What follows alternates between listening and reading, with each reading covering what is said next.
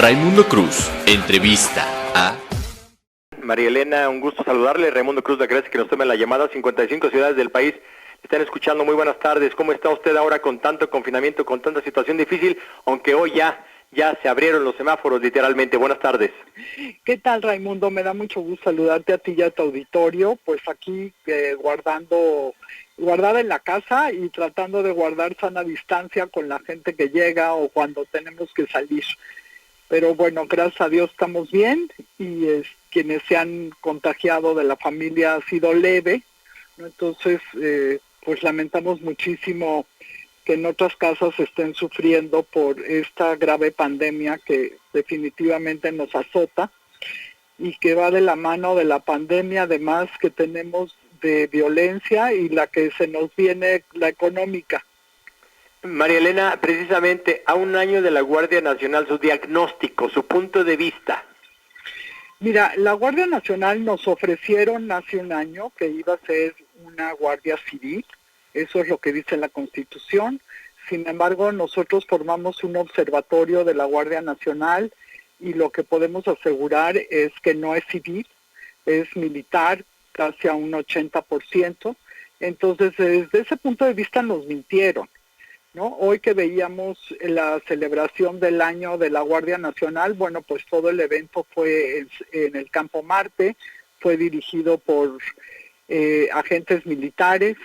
Entonces, pues en ese sentido creo que estamos perdiendo la oportunidad de tener una policía civil como en todos los países democráticos. María Elena, pero también estamos perdiendo, pues ahora sí que para lo que fue creado, el enfrentamiento ante la delincuencia. Parece que si esto fuera un juego, un partido del deporte que usted me diga, parece que perderíamos y en algunas ocasiones, en algunos lugares, hasta por goleada. Así es, la inseguridad que vive el país es consecuencia de haber promovido corporaciones militarizadas, que es inoperante, por lo menos hasta este momento, mientras se profundiza el abandono a las policías locales. Nos han dicho muchas veces que ya ha habido un punto de inflexión, eso no es cierto. Si bien los homicidios no han subido de manera exponencial, pues todos los días suben y estamos arriba de los 3,000 homicidios por mes. Eso quiere decir que tenemos más de 100 homicidios diarios.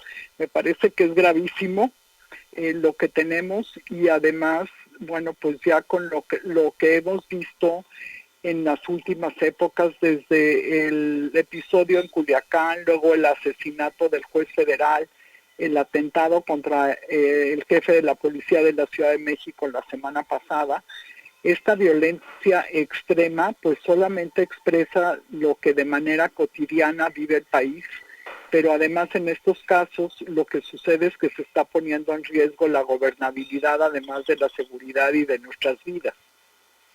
María Elena Morera Mitre, presidenta de la organización ciudadana Causa en Común, estará de acuerdo conmigo. Usted ya dio cuenta de algunos hechos relevantes, pero también estos casos de detenciones de peligrosos o familiares, en algunos casos de peligrosos o de los más peligrosos delincuentes, pero al ratito ellos se van como Pedro por su casa, literalmente.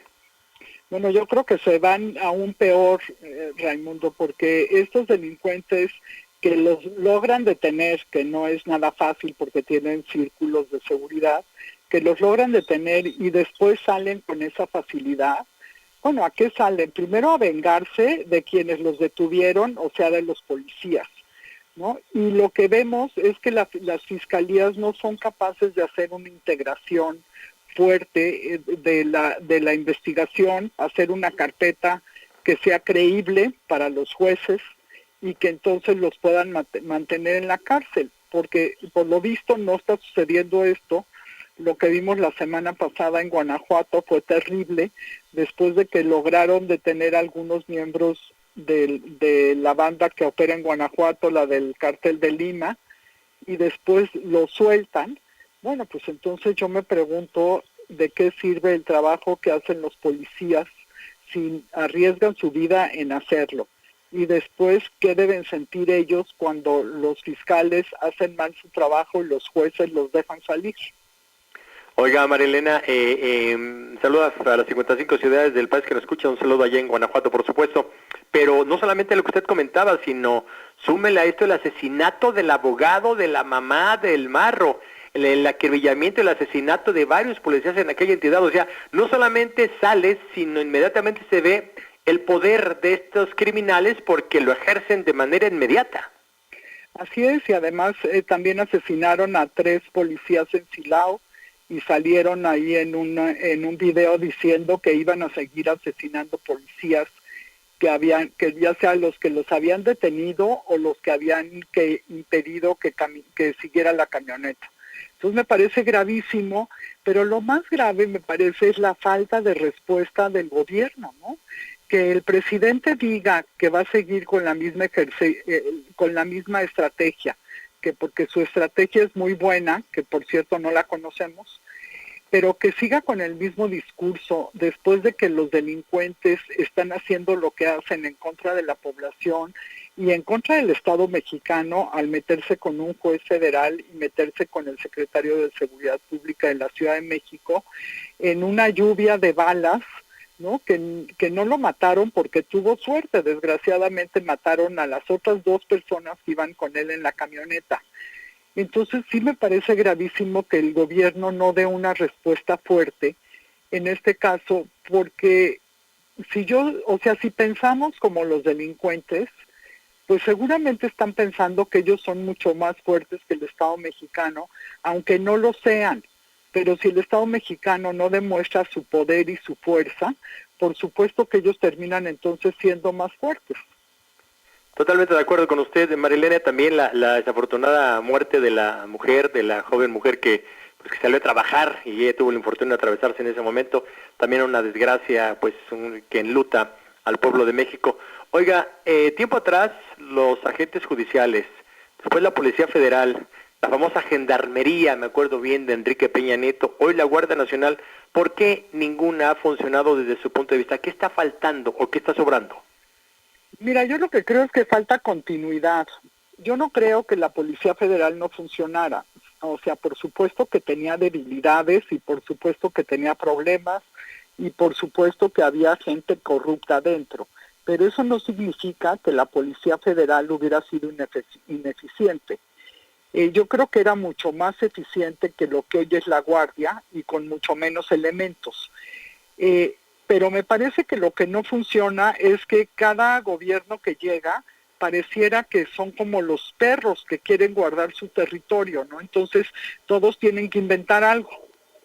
Y en esos inventos se nos va el presupuesto en México y se nos van los años y no terminamos de consolidar nada.